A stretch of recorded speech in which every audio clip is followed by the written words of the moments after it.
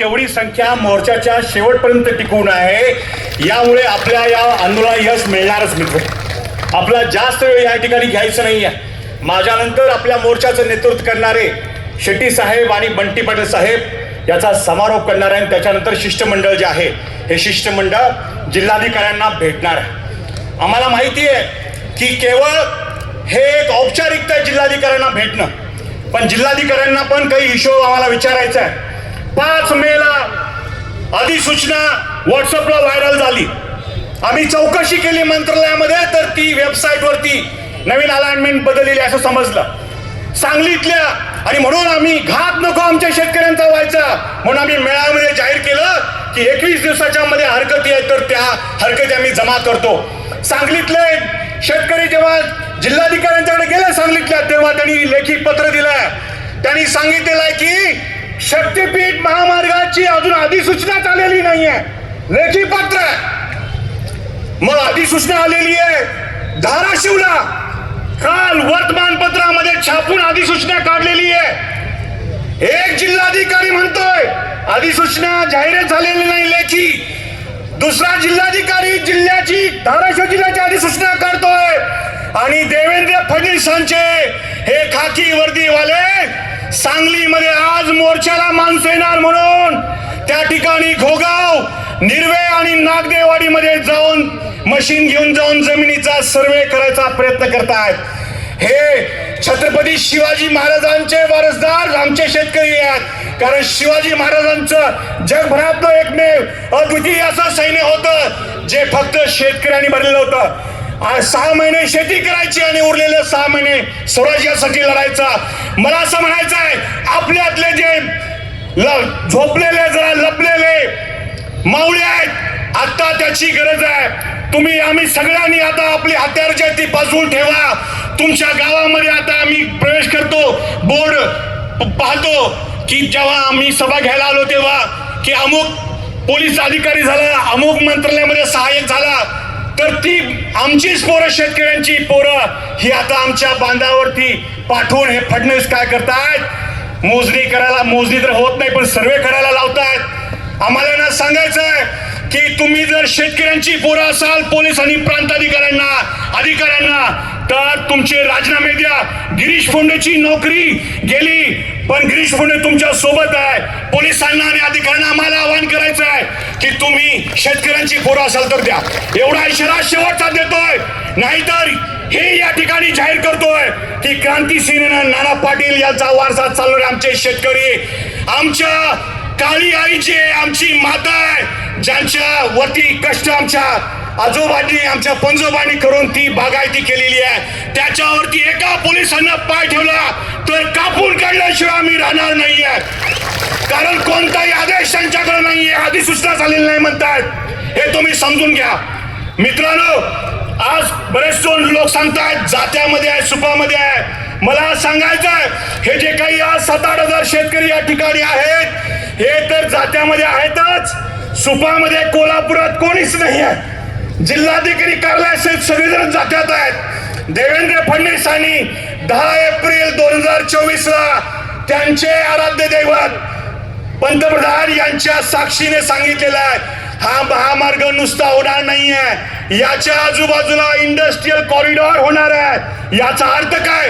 याचा अर्थ आहे की तुमची जी 300 फुटाचा रोड होणार आहे याच्या 1-2 किलोमीटरवरती पुन्हा इंडस्ट्रियल कॉरिडॉर पण होणार आहे. म्हणजे अदानी अंबानीचं त्या ठिकाणी वेगळे कारखाने येणार आहेत. त्यामुळे गावाच्या गावं उद्ध्वस्त करत जाणारा हा महामार्ग आहे. आम्हाला सांगतात की विकास विरोधी आहे. आम्ही त्यांना विचारतोय, जेव्हा देशाला स्वातंत्र्य मिळालं तेव्हा रेल्वेचं जे काही अंतर होतं ते 54,000 किलोमीटरचं जाळं होतं आणि त्याच वेळी जे काही रस्ते होते 47 मध्ये ते 4 लाख किलोमीटर होते. आता जे रस्ते आहेत हे रस्ते झालेले आहेत 4 लाख किलोमीटर आणि रेल्वे मात्र 54,000ची 69,000 झालेली आहे. फक्त कोल्हापूर पासून नागपूरला जायचं असेल तर स्लीपर क्लासने 550 रुपयामध्ये जाता येतं. आणि जर हे या ठिकाणी 22-25 लिटर पेट्रोल घालून 10,000 रुपये खर्च करून कोण जाणार? त्याची अजिबात गरज नाही आहे.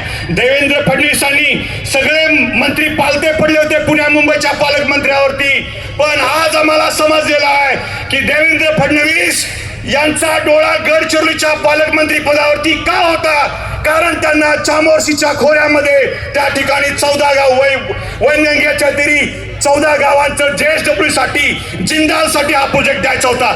आपल्याला कळतं की अनेक महाविकास आघाडीमधले आमदार जे आहेत, अभिजित पाटील माड्याचे आणि उत्तम जानकर माळशिरसचे असे देखील लोक आहेत. हे लोक काय करतायत? पर्याय काढा, इकडून पर्याय काढा. पण कोल्हापूरच्या शेतकऱ्यांचा आम्हाला अभिमान आहे.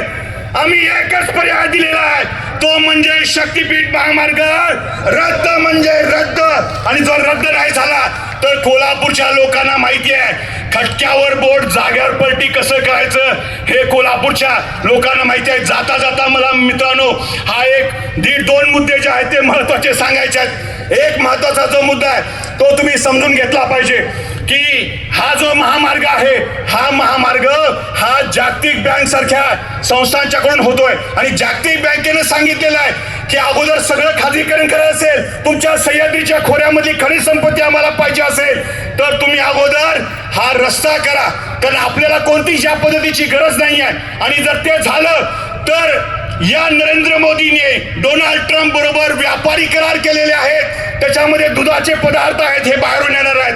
तुमचं गोकुळ, तुमची दूध डेअरी, महिला भगिनी या ठिकाणी आहेत. 4 पैसे त्यांच्या हातामध्ये, 2-3 लिटर जेव्हा तुम्ही घेता म्हशीचं दररोजचं दूध, त्याच्यातून हे सगळा उद्योग बर्बाद करणार आहेत. हे सगळं करायचं असेल व्यापारीसाठी तर जागतिक बँकेच्या या लोकांनी मोदींना आणि फडणवीसना ही अट घातलेली आहे की अगोदर शक्तीपीठ महामार्ग जो आहे असे महामार्ग तुम्ही करा. अमेरिकेचा नेहमी दाखला देतात. त्या अमेरिकेमध्ये एवढंच नाहीये की नुसते रस्ते आहेत म्हणून ग्रेट आहेत. अमेरिकेच्या खालोखाल आज आपल्याकडे तिथं 66 लाख किलोमीटर रस्ते आहेत, तर आपले 64 लाख किलोमीटर रस्ते आहेत. पण अमेरिकेमध्ये 33% जंगल आहे एकूण भूभागाच्या आणि आमच्याकडे 21% जनता आहे. मोदींनी काय काय फरशा पाडलेला पहा. मोदींनी 2023 मध्ये कन्झर्वेशन अमेंडमेंट ऍक्ट आणलेला आहे. हे कुणाला माहिती नाहीये, हे कोणी सांगत नाहीये. पण या ऍक्ट अन्वये त्यांनी अरावली पर्वत तोडलेला आहे, त्यांनी उत्तराखंड तोडलंय, त्यांनी हिमाचल तोडलंय आणि आता त्यांचा डोळा या आपल्या शिवबाच्या या सह्याद्रीवरती आहे. मित्र हो, याच्या अन्वये त्यांनी 98 लाख हेक्टर एवढं क्षेत्र जे आहे हे जंगल जे आहे ते सपाट केलेलं आहे. याचा अर्थ काय? एकूण जंगलाच्या भारताच्या 30% हे जंगल आहे आणि त्यांचा आता तुमच्या जंगलावरती डोळा आहे. बॉक्साईटच्या खाली उदगीर पासून बुमनाळ पासून राधानगरीपर्यंत अगोदर खणायचं सुरू होतच, पण आता एक गाव देखील वाचणार आहे. तुमच्या जमिनीच्या पोटामध्ये जे काय खनिज संपत्ती लपलेली आहे ही त्यांनाच माहिती असते, आपल्याला माहित नसते. आणि म्हणून तुमचं अभिनंदन करायचं आहे. जे क्रांतिसिंह नाना पाटील सांगायचे की आमची शेतकरी जे आहेत ते आपली वाळत घातलेलं धान्य जे आहे हे धान्य शेळ्या मेंढ्या आणि बोकड खातात, त्यांना हे आळशीपणानं काय करतात, चोरू देतात. पण आमचा शेतकरी हुशार आहे. आमच्या शेतकऱ्याला माहिती आहे की उद्याच्या नांदी परिवर्तनाच्या आणि क्रांतीच्या देवी पुढे हे फडणवीस नावचं बोकड जे आहे याचा बळी जो आहे तो आमचे शेतकरी देणार आहेत. याशिवाय आम्ही शांत बसणार नाही मित्र हो. म्हणून तुम्हाला आवाहन करतोय, आज या ठिकाणी बंटी साहेब पुढची आपली घोषणा जी आहे ती घोषणा करणार आहेत. येणाऱ्या काळामध्ये कोल्हापूरवरती जी जबाबदारी आहे, आज राज्यभरातून अनेक शेतकरी या ठिकाणी आलेले आहेत, त्यांची जबाबदारी तुमच्यावरती आहे. कोल्हापूरचा शेतकरी संकुचित नाहीये. माझ्या तालुक्यातून वजा करा, इकडून करा, तिकडून करा, नाही.